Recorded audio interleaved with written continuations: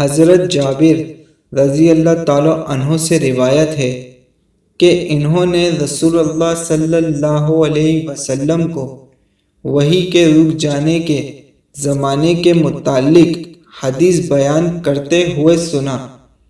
فرمایا، اس عرصے میں کہ میں چلا جا رہا تھا تو میں نے آسمان میں ایک آواز سنی۔ میں نے اپنی نظر اٹھائی تو میں نے دیکھا کہ وہی فرشتہ جو غار حرا میں میرے پاس آیا تھا، آسمان اور زمین کے درمیان ایک کرسی پر بیٹھا ہوا ہے۔ میں اس کے رعب سے خوف زدہ ہوا اور زمین پر گر پڑا۔ اس کے بعد میں اپنے اہل خانہ کے پاس آیا اور میں نے کہا، مجھے کمبل اڑا دو، مجھے کمبل اڑا دو۔ چنانچہ انہوں نے مجھے کمبل اڑا دیا۔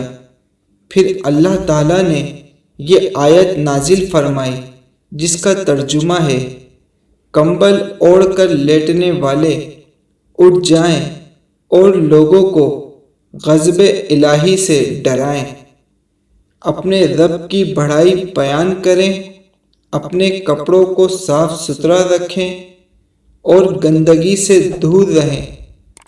پھر وہی تیزی کے ساتھ پیر در پیر آنے لگی۔